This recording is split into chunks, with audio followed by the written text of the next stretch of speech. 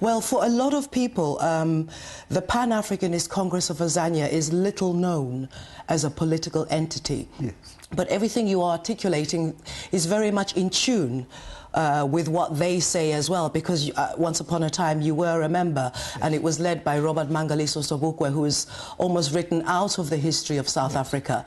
Now, I'd like to ask you, what has happened to the PAC and that element of political thinking within South Africa now? Yeah, you are quite right.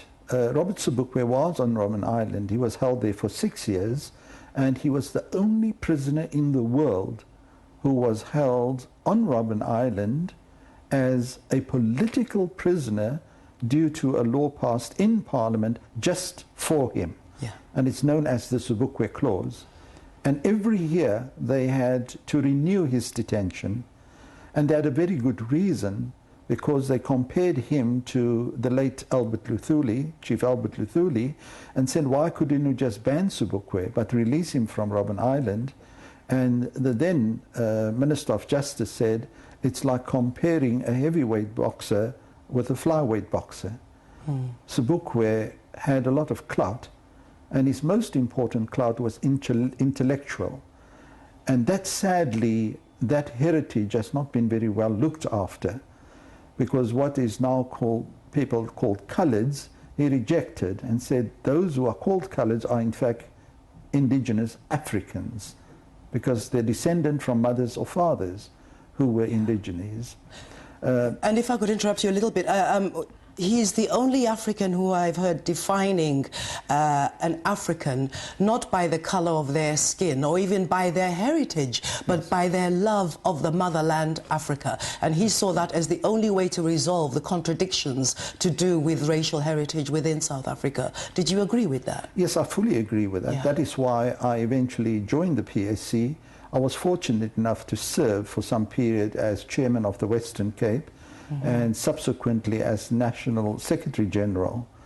Of course, I have now left because obviously a lot of infighting and splinter groups arose, and most important of all, the PAC couldn't get two things right.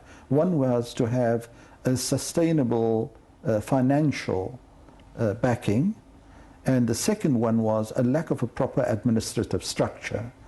So based on that, they were not going to go anywhere. No. But they would have been opposed in any case by all the imperialist and neo-colonialist powers in the world and on the African continent, because the national problem is essentially the regaining, the repossession of the land which was taken from the African people.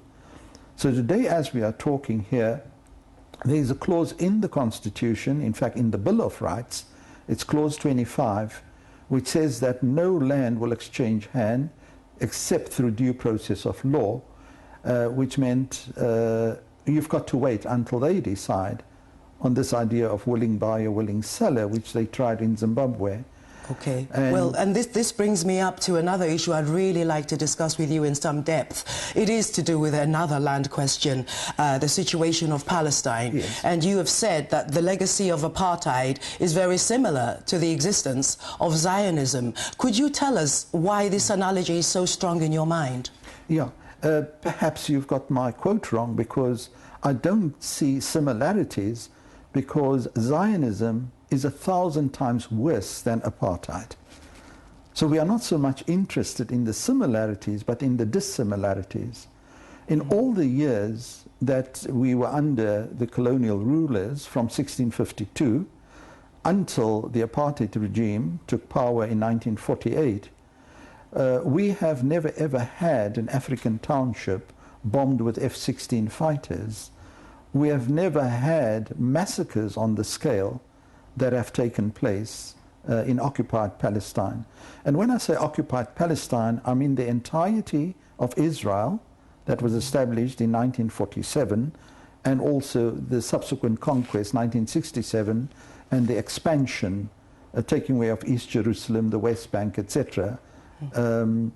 It is definitely worse, because none of the Afrikaners in South Africa ever believed that God gave them that land.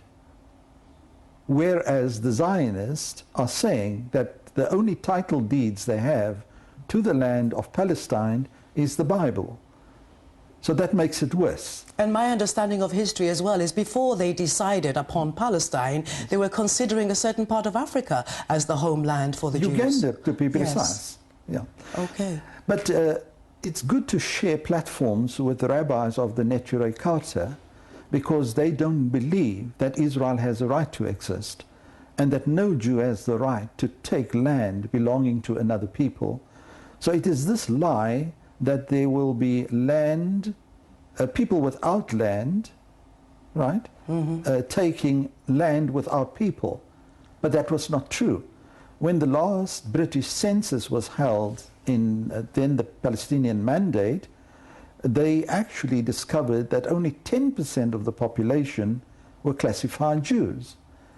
And this indicates that here was a land grab of massive proportions, accompanied by what can only be described as genocide. We don't buy into this idea that only Rwanda, Burundi had a genocide. They even refuse to recognize the one in Bosnia-Herzegovina. But they glorify the Holocaust as if it's the Holocaust, with a definite article in front. In other words, there's only one Holocaust that took place.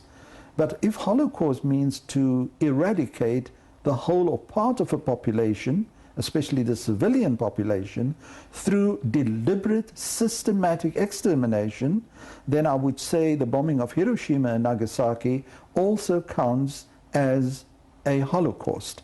Because here were hundreds of thousands of Japanese who were killed on the 6th and the 9th of August 1945, and they were not only exterminated, they were incinerated, they were obliterated and cremated at the same time within a couple of seconds.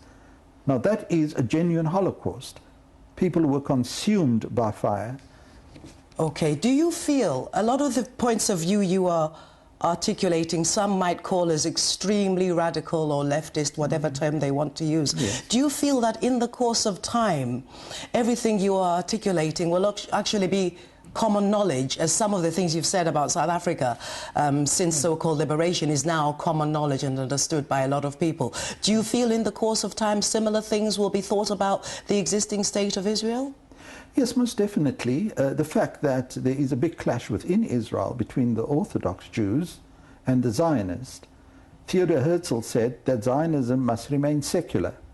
He wrote a letter to Cecil John Rhodes in 1902, and he said, I need to speak to you because your project, which meant the colonization of southern and northern Rhodesia at the time, that was 1896, are both colonial projects. Now there you have it out of the horse's mouth, the father of Zionism. So the rabbis, Orthodox rabbis in the Neturei Karta, they endorsed that point of view, that Israel should never exist. And you can't punish through collective guilt Palestinians who had nothing to do with the Nazi Holocaust. And it was not only the Jews who were killed in Germany. What Hitler did, he first wiped out the opposition, the communists and anybody else who opposed him, the intellectuals, the artists, and after he had finished them off, then he went for the Jews. And this is a feature of all genocidal activities, that you want a free rein to operate as you please. And somebody benefits from a Holocaust and from a genocide, and it's normally the ruling classes. Right. Because this is almost a primitive means of capital accumulation. I take what you have and make it mine. Okay. Whether it's land or whether it's minerals, whatever it is.